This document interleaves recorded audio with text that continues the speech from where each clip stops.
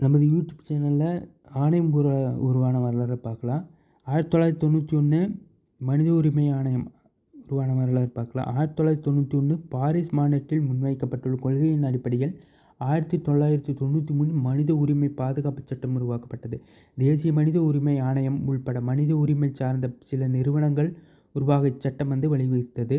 ஆனால் தேசிய மனித உரிமை நிறுவனம் என்பது பாரிஸ் மாநாட்டின் கொள்கை அடிப்படையில் செயல்பட வேண்டும். அவ்வாறு செயல்படும் நிறுவனங்கள் மட்டுமே முதல் நிலை அங்கீகாரம் பெறும்.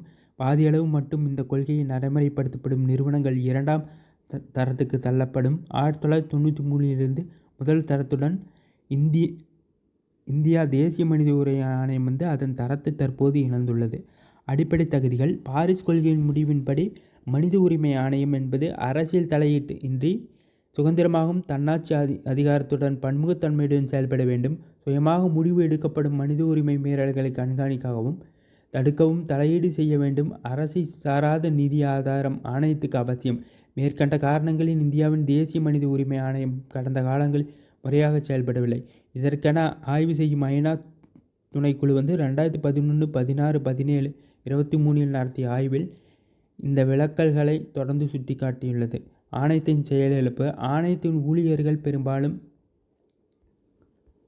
மத்திய அரசின் பிற துறைகளில் இருந்து தற்காலிகமாக இங்கு பணிபுரிய நியமிக்கப்பட்டவர்கள். ஆணைய உறுப்பினராகவும் புலனாய்வு அதிகாரிகளாகவும் பெரும்பாலும் ஆட்சியாளர்களின் நன்மதிப்பை பெற்ற ஓய்வு பெற்ற காவல்துறை அதிகாரிகளே இத்துறைக்கு நியமிக்கப்படுகின்றனர். ஓய்வு பெற்ற நீதிபதிகளுக்கு தலைவர் பொறுப்பு வழங்கப்படுகிறது. அவர்கள் மனித உரிமையில் அக்கறை கொள்வர்களாக என்பது கணக்கில் கொள்ளப்படுவதில்லை. 2016 பிப்ரவரி நீதிபதி தத்து பதவியேற்றுக் கொண்டார். புகார்கள் கையாளப்பட்ட விதம். 2017-18 தேசிய மனித உரிமை ஆணையத்துக்கு நாடு முழுவதும் இருந்து 86,187 புகார்கள் வந்தன. இவற்றின் 33,290 புகார்களை விசாரிக்காமலேயே ஆணையம் தள்ளுபடி செய்தது. 15,364 புகார்கள் வழிகாட்டி அறிவுரை வழங்கப்பட்டு முடிந்தது. 21,652 புகார்கள் உரிய மாநில மனித உரிமை ஆணையங்களுக்கு திருப்பி விடப்பட்டது. 691 வழக்குகளில் மட்டும் இழப்பீடு வழங்க பரிந்துரைத்தது. ஒரு ஆண்டுக்கு ஏறக்குறைய 1,00,000 புகார்கள் தேசிய மனித உரிமை ஆணையத்துக்கு மக்கள் அனுப்புகின்றனர். இந்தி பேசத் தெரியாத மாநிலங்களிலிருந்து வரும் புகார்களையும் ஆங்கிலத்தில் வரும் புகார்களையும் ஆணையம் முறையாக பரிசீலிப்பது இல்லை என நீண்ட நாள் முறையீடு உள்ளது. ஆணையம் தனது நிதிக்காக நிதி அமைச்சகத்தை எதிர்நோக்க வேண்டியுள்ளது. இதனால் அதன் செயல்பாடுகள் பாதிக்கப்படுவதில் வியப்பதற்கு ஒன்றுமில்லை. சர்ச்சைக்குரிய நியமனங்கள். 2021 உறுப்பினராக நியமிக்கப்பட்ட ராஜீவ் ஜெயின் முன்னதாக மத்திய புலனாய்வு அமைப்பில் இயக்குநராகவும் குஜராத் மாநிலத்தின் உளவுத்துறை தலைவராகவும் இருந்தவர். 2021 முன்னாள் நீதிபதி அருண் மிஸ்ரா ஆணையத்தின் தலைவராக நியமிக்கப்பட்டார். அவர் பணிக்காலத்தில் பல்வேறு வழக்குகள் வேறு நீதிபதிகளின் அமர்விலிருந்து தன்னிச்சையாக அவரது அமர்வுக்கு மாற்றப்பட்டன.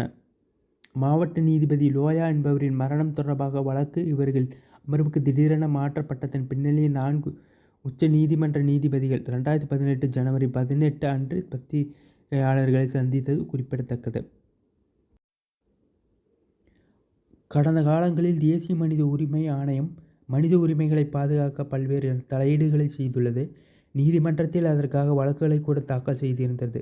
பயங்கரவாத தடுப்புச் சட்டம் ஒன்றை புதிதாக அரசு கொண்டு வந்தபோது அது அவசியமற்றது என அரசுக்கு ஆணையம் சுட்டிக்காட்டிய வரலாறு உண்டு.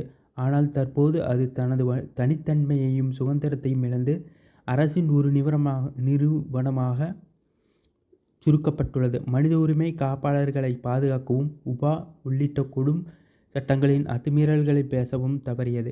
குடியுரிமை திருத்தச் சட்டத்துக்கு எதிரான போராட்டங்களில் நிகழ்ந்த உரிமை மீறல்களையும் மௌனம் காத்தது. கரோனா காலத்தில் சாமானிய தொழிலாளர்களும் ஏழை எளியவர்களும் எதிர்கொண்ட நெருக்கடிகளை அறிந்திராது. மத்திய இந்தியாவின் பழங்குடியினரின் கோரிக்கைகளையும் மணிப்பூர் மனித உரிமை மீறல்களையும் கணக்கில் கொள்ளாது என கடும் விமர்சனங்களை அதன் எதிரில் நிற்கின்றன. உச்சநீதிமன்றம் கூட தனது மணிப்பூர் விசாரணை குழுவில் ஆணையத்தை சேர்க்கவில்லை. ஆணையத்தின் தலைவர் உறுப்பினர் தேர்வில் வெளிப்படுத்தும் தன்மையும் இருப்பது இல்லை. நாடாளுமன்ற இரு அவைகளின் கட்சி தலைவர்களின் கருத்துக்கள் கூட இவற்றில் புறக்கணிக்கப்படுகின்றன. மனித உரிமை மீறல்கள் நிகழ்த்தப்படுகையில் மனித உரிமை ஆணையம் சமூகத்துக்கு ஒரு ஜனநாயக ரீதியிலான நம்பிக்கையையும் அளிக்கிறது. இந்த நிறுவனம் மீட்டெழுப்பது நாட்டுக்கு நல்லது. தேசிய மனித உரிமை ஆணையம் பற்றி டிஎன்பிஎஸ்சியில் கேட்குறாங்க. இந்த வீடியோ உங்களுக்கு பிடிச்சிருந்தால் லைக் பண்ணுங்கள், சப்ஸ்கிரைப் பண்ணுங்கள், ஃபாலோ பண்ணுங்கள். தேங்க்யூ.